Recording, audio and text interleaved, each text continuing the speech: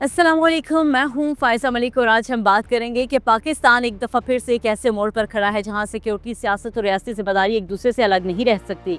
दहशतगर्दी के खिलाफ जंग कोई नई कहानी नहीं है, क्योंकि हालिया कुछ बरसों से इस के जो हद हाल है उसमें मज़ीद वाज़े और ख़तरनाक होते जा रहे हैं। ऐसे में DGISPR लेफ्टिनेंट जनरल अहमद शरीफ चौधरी की जानिब से एक अहम तफसीली ब्रीफिंग दी गई है, और ये ब्रीफिंग कोई महज वजाहत नहीं थी सरकारी, बल्कि एक जामे रियासती बयानिया था जिसमें आदाद शुमार, ज़मीनी हक़ाइक़ और मुस्तक़बिल के ख़दशात सब कुछ खुलकर सामने रखे गए। ये ब्रीफिंग दरअसल कौम को ये बताने की कोशिश की गई थी कि दहशत गर्दी को अब एक वक्ती मसला समझना सबसे बड़ी गलती होगी। यही वो नुक्ता है जहाँ से इस पूरी गुफ्तगू की असल अहमियत शुरू होती है। सबसे पहले अगर आदाद शुमार पर नज़र डालें तो तस्वीर जो है वो खुद बोलती हुई हमें नज़र आएगी कि एक ही साल में 75,175 इंटेलिजेंस बेस्ड ऑपरेशंस, 5,357 इंसदादी दहशत गर्दी की कार्रवाइयाँ, 5,400 दहशत गर्दी के वाक़यात और 1,235 सिविलियंस और कानून नाफिज करने वाले इदारों के एहलकारों की शहादतें। ये सब किसी कमज़ोर या गैर संजीदा रियासत के आदाद शुमार नहीं हो सकते। ये आदाद शुमार इस बात की निशानदेही भी करते हैं कि रियासत पाकिस्तान दहशत गर्दी को एक बाकायदा जंग समझ कर लड़ रही है, ना कि महज एक लॉ एंड ऑर्डर का मसला है। यहाँ ये समझना भी अशद ज़रूरी है कि इतनी बड़ी तादाद में ऑपरेशंस जो है वो महज ताकत के इस्तेमाल की अलामत तो नहीं हो सकते, बल्कि ये एक मुसलसल इंटेलिजेंस और निगरानी और स्ट्रेटेजिक फैसला साजी का नतीजा होते हैं। लेकिन सवाल ये है कि इतनी कोशिशों के बावजूद दहशत गर्दी मुकम्मल तौर पर ख़त्म क्यों नहीं हो रही। इसी सवाल का जवाब ब्रीफिंग के अगले हिस्से में दिया गया। जैसे कि ब्रीफिंग का सबसे खसास और शायद सबसे ज़्यादा बहस तलब नुक्ता यही था कि दहशत गर्दी के 80% वाक़यात खैबर पख्तूनख्वा में क्यों हो रहे हैं।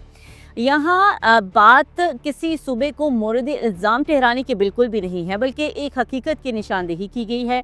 DGISPR के मुताबिक जो है वो खैबर पख्तूनख्वा में दहशत गर्दी को एक ऐसा सियासी और नज़रियाती माहौल मैसर आता है जो उनके लिए साजगार साबित होता है। ये बात गौर तलब है कि दहशत गर्दी सिर्फ बारूद और बंदूक से नहीं फैलती, बल्कि बयानिए, खामोश हमायत, सियासी इबहम और रियासती मौक़िफ़ पर सवालात, और इसके साथ साथ इससे ज़्यादा जो ताकत है वो मिलती है इनको। और अगर किसी इलाके में दहशत गर्दी के खिलाफ वाज़ेह नफ़रत के बजाय इबहम पैदा हो जाए, वही जगह उसके लिए महफूज पनाहगाह बन जाती है। और यही वो नुक्ता है जहाँ रियासत ये कहने पर मजबूर होती है कि फ़ौज अकेले ये जंग नहीं जीत सकती। अब ये जानना भी ज़रूरी है कि ये मामला महज अंदरूनी नहीं है, क्योंकि ब्रीफिंग में अफ़गानिस्तान के किरदार को भी वाज़ेह अंदाज में जो है वो बयान किया गया है।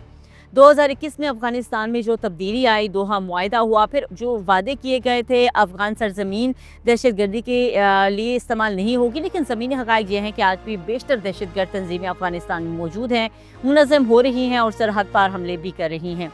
फिर पाकिस्तान ने बारहा सफारती ज़राए से ये बात उठाई, लेकिन जब बातचीत के दरवाजे बंद होने लगे तो रियासत के पास अपने शहरियों को तहफ़्फ़ुज़ देने के लिए सख्त फैसले मौजूद थे, और इन सख्त फैसलों के सिवा कोई और ऑप्शन जो है वो इस वक्त मौजूद नहीं था। जिस तरह से हमने देखा कि पाक अफ़गान सरहद पर कशीदगी नजर आई, बॉर्डर बंदिश, और इसके साथ साथ हमें वाज़ेह अस्करी रद्द अमल जो है वो इसी रियासती सोच का हिस्सा नज़र आया।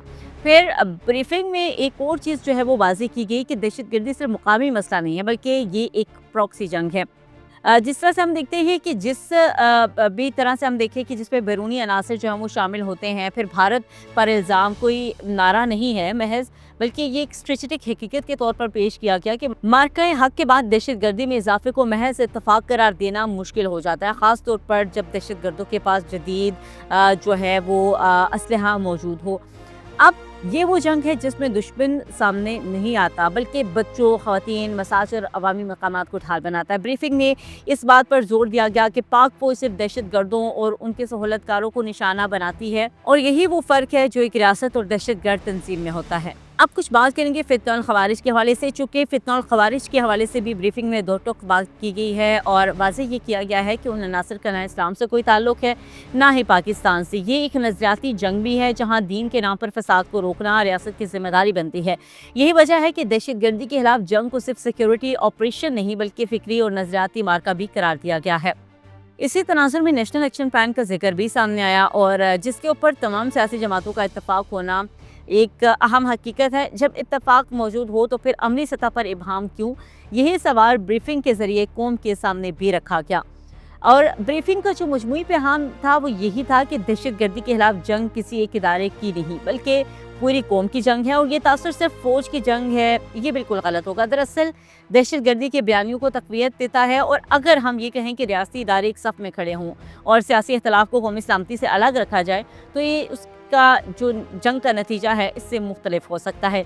फिर रियासत का जो मौक़िफ़ है वो भी वाज़ेह है। आइन, खुद मुख्तारी और शहरियों की जान और माल का तहफ़्फ़ुज़ हर चीज़ से बालातर है डेफिनेटली, और किसी फ़र्द, जमात या वक्ती सियासत को रियासत पर फ़ोकियत नहीं दी जा सकती। ये भी आज की जो प्रेस ब्रीफिंग है उसमें इस पॉइंट को भी रेज़ किया गया। आखिर में ये कहना भी बेजा नहीं होगा कि ये ब्रीफिंग किसी यानी इंतबावी थी और एक यकीन दहानी भी थी। इंतबाज ये कहेंगे कि अगर दहशत गर्दी के अनासुर को मुकम्मल संजीदगी से ना लिया गया तो इसके असरात हर गली, मोहल्ले, स्कूल और हर घर तक पहुँच सकते हैं। और ये यकीन दहानी इसलिए भी है कि रियासत पाकिस्तान ने ये जंग लड़ने और जीतने का फ़ैसला कर लिया है। अब क्योंकि ये जंग तवील ज़रूर है मगर नागुज़ीर नहीं है, और तारीख़ ये बताती है कि जब रियासत और कौम एक सफ़ में खड़ी हो जाएं तो बिलाखिर हक़ ही गालिब आता है। और यही DGISPR का आज की प्रेस कॉन्फ्रेंस में उन्होंने ये बात की कि हम हक़ पर हैं और हक़ ने हमेशा गालिब आना है, और इंशाल्लाह ऐसा ही होगा। और इसी के साथ आज के व्लॉग से दीजिए इजाज़त।